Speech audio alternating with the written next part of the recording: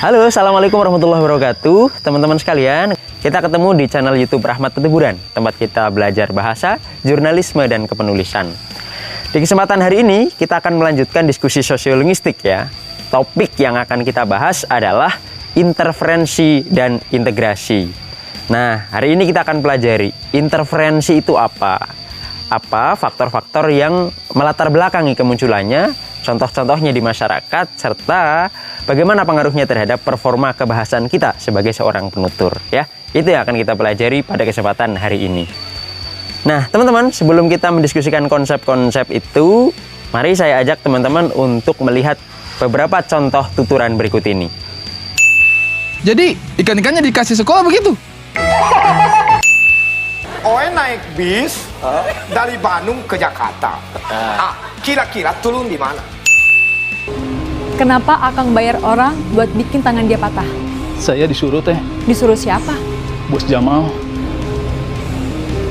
Teman-teman bisa cermati nggak apa kesamaan dari contoh-contoh tuturan yang baru saja saya sajikan itu? Kalau teman-teman cermati, kesamaan dalam berbagai tuturan yang tadi kita saksikan adalah adanya pengaruh antara bahasa satu dengan bahasa kedua, atau sebaliknya bahasa kedua ke bahasa satu dalam pemakaian bahasa tersebut. Nah, selain contoh-contoh itu, dalam kehidupan sehari-hari, misalnya saya yang hidup dalam lingkungan masyarakat Jawa juga seringkali melihat, mendengar ya ungkapan-ungkapan, tuturan-tuturan yang dalam bahasa Indonesia tetapi dipengaruhi bahasa Jawa, atau sebaliknya tuturan dalam bahasa Jawa tetapi dipengaruhi oleh bahasa Indonesia. Misalnya nih, orang Jawa seperti saya ketika mengucapkan kota yang diawali dengan huruf D atau B biasanya diawali dengan huruf bunyi sengau ya, misalnya Bandung, Bogor, Demak ya, dan sebagainya. Begitu juga dalam pemakaian imbuhan misalnya ya, imbuhan dalam bahasa Jawa seringkali terpakai dalam bahasa Indonesia. Sebaliknya, imbuhan dalam bahasa Indonesia seringkali terpakai dalam penggunaan bahasa Jawa. Nah, teman-teman, pengaruh bahasa satu ke dalam bahasa dua atau sebaliknya bahasa dua ke dalam bahasa satu dalam pemakaiannya di masyarakat, itulah yang disebut dengan interferensi. Jadi kalau kita mau syarikan atau simpulkan, interferensi adalah kekacauan yang terjadi dalam penggunaan bahasa akibat pengaruh bahasa satu terhadap bahasa dua, atau sebaliknya pengaruh bahasa dua terhadap bahasa satu. Kita bisa juga simpulkan bahwa yang dimaksud dengan interferensi adalah kekacauan berbahasa, kekacauan penggunaan bahasa akibat dibawanya kebiasaan bahasa satu terhadap bahasa dua, atau sebaliknya bahasa dua terhadap bahasa satu. Jadi dari pengertian itu kita bisa lihat bahwa interferensi itu bisa bersifat timbal balik ya, atau resiprokal. Bahasa satu bisa mempengaruhi sekaligus dipengaruhi oleh bahasa dua, sebaliknya bahasa dua bisa mempengaruhi atau dipengaruhi oleh bahasa satu. Nah, teman-teman, kenapa interferensi bisa terjadi? Interferensi bisa terjadi karena masyarakat biasanya menguasai dua bahasa atau lebih. Di materi tentang bilingualisme dan diglosia, saya sudah tunjukkan sebuah survei yang menunjukkan bahwa 17% lebih masyarakat dunia adalah masyarakat bilingual. Indonesia sendiri adalah masyarakat dengan trilingualitas tertinggi di dunia. Masyarakat Indonesia itu terbiasa menggunakan 3 bahasa sekaligus. Nah, karena masyarakat kita menguasai 2 atau lebih bahasa, maka ketika mereka menggunakan bahasa tersebut, bahasa 1, bahasa 2 itu cenderung saling mempengaruhi dalam pemakaiannya. Dari konsep itu kita bisa rinci bahwa interferensi itu bentuknya bermacam-macam. Setidaknya ada 4 bentuk ya, atau 4 tataran. Yang pertama adalah interferensi dalam bentuk fonologis, yang kedua morfologis, yang ketiga sintaksis, dan yang keempat itu dalam bentuk leksikon atau penggunaan kosakata. Yang dimaksud dengan interferensi fonologis adalah pengaruh B1 terhadap B2 atau B2 terhadap B1 dalam bentuk pengucapan atau pronunciation gitu ya, dalam bentuk fonologi dalam memproduksi bunyi-bunyi bahasa. Misalnya tadi saya contohkan ketika orang Jawa mengucapkan kota yang diawali dengan bunyi D atau B, biasanya diawali dengan huruf sengau. Bandung, Demak misalnya. Atau teman-teman kita yang di Bali ketika mengucapkan bunyi T itu biasanya menggunakan alofon T tertentu, yaitu teh ya. Sehingga ketika mengucapkan kue putu, bukan kue putu, tetapi kue putu misalnya. Itu disebut dengan interferensi fonologis, karena pengaruhnya terjadi pada tataran bunyi bahasa. Tipe kedua adalah interferensi morfologis. Sebagaimana namanya ya, interferensi morfologis itu terjadi akibat pengaruh bahasa satu terhadap bahasa dua atau sebaliknya pada tingkat penyusunan kata. Ya, misalnya pada penggunaan imbuhan atau afiksasi. Afiksasi yang lazimnya digunakan pada B1 ternyata digunakan di B2 atau sebaliknya. Afiksasi pada B2 bisa digunakan pada B1 ya. Ini menyebabkan interferensi. Pada contoh yang saya sebutkan tadi misalnya mohon maaf, apakah bapaknya ada di kantor ya? Penggunaan klitiknya itu kan sebenarnya tidak tepat. Penggunaan klitiknya itu dipengaruhi bentuk dalam bahasa Jawa, yaitu bapake misalnya begitu ya. Jadi kebiasaan dari bahasa Jawa dibawa dalam pengucapan berbahasa Indonesia.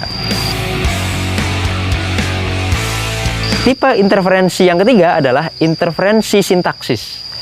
Interferensi sintaksis adalah interferensi yang terjadi pada tataran penyusunan kalimat ya. Interferensi sintaksis ini terjadi ketika kita menyusun kalimat dalam bahasa satu tetapi menggunakan sintaksis bahasa dua atau sebaliknya. Contoh yang karikatural ya, yang mudah sekali dipahami menurut saya adalah ketika orang mengucapkan misalnya, "Can you speak English?" Misalnya dia menjawab, "Yes, little I can lah," misalnya gitu. Kalimat little I can lah itu kan sebenarnya bentuk sintaksis dari bahasa Indonesia atau bahasa Jawa mungkin malah ya. Yo sidik-sidik aku iso lah gitu, tetapi diungkapkan dalam perbincangan bahasa Inggris. Itu contohnya.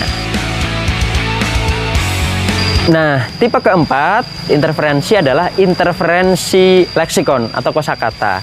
Interferensi ini terjadi ketika kita menggunakan kata-kata tertentu dari bahasa satu dalam tuturan bahasa dua atau sebaliknya, kita menggunakan kata-kata dari bahasa dua dalam tuturan bahasa satu. Misalnya, kamu tahu nggak si Ana mau merit kapan? Nah, kata merit ini kan dari bahasa Inggris, tetapi disisipkan dalam sebuah kalimat berbahasa Indonesia. Atau contoh lain misalnya, mohon maaf Bapak, apakah hari Selasa Bapak jadi tindak ke Surabaya? Misalnya gitu. Kata tindak ini kan dari bahasa Jawa, tetapi disisipkan ke dalam format kalimat berbahasa Indonesia. Nah, dari 4 tipe interferensi yang sudah kita bahas tadi, barangkali teman-teman bertanya-tanya, interferensi leksikon atau kosakata itu bedanya apa dengan campur kode? Karena contoh-contoh yang tadi sudah kita bahas itu sama persis dengan campur kode. Nah, menurut Pak Abdul Khair, saat penyisipan bahasa satu ke dalam bahasa dua atau sebaliknya itu bisa disebut campur kode, sekaligus bisa disebut sebagai interferensi. Kita sebut sebagai campur kode ketika kita fokusnya adalah pada aspek penyisipan kosakata. Sementara bisa disebut sebagai interferensi kalau penyisipan kosakata itu kita lihat atau kita pandang sebagai bentuk pengacauan atau kekeliruan berbahasa. Jadi fenomenanya sama, tetapi kita bisa lihat itu sebagai campur kode semata, tapi kita juga bisa lihat itu sebagai bentuk kekacauan atau kesalahan berbahasa, dan karena itu disebut sebagai interferensi. Teman-teman sekalian, dari contoh-contoh itu kita bisa lihat bahwa interferensi adalah gejala yang sangat lazim terjadi dalam masyarakat. Sekali lagi, itu terjadi karena masyarakat Indonesia, bahkan sebagian masyarakat dunia adalah masyarakat bilingual yang menguasai 2 bahasa atau lebih. Interferensi dalam praktik berbahasa itu bisa menimbulkan 2 akibat ya, yang bisa dipandang secara positif maupun secara negatif. Sebagai satu gejala sosial, interferensi itu bisa dipandang negatif karena dipandang sebagai gejala yang mencampur adukan bahasa gitu loh ya. Jadi tidak menjunjung tinggi kemurnian berbahasa. Karena itulah dipandang sebagai negatif dan perlu dihindari. Pandangan ini terutama digawangi atau didukung oleh orang-orang yang cenderung menjunjung tinggi kemurnian dalam pemakaian bahasa. Kalau kamu lagi pakai bahasa Indonesia, ya pakai bahasa Indonesia aja deh, nggak usah dicampur bahasa Inggris, bahasa daerah, dan sebagainya. Tetapi sebaliknya, fenomena atau gejala interferensi ini juga dipandang positif, terutama oleh kelompok progresif yang memandang bahwa kemurnian berbahasa itu nggak ada gitu. Interferensi dipandang positif justru karena bisa meningkatkan atau memperkaya kosakata bahasa tertentu ya. Misalnya diawali dengan interferensi, bahasa Indonesia bisa meminjam kosakata dari berbagai bahasa daerah, juga dari bahasa-bahasa lain di dunia. Sehingga bahasa Indonesia bisa berkembang memiliki kosakata yang jumlahnya bisa jutaan.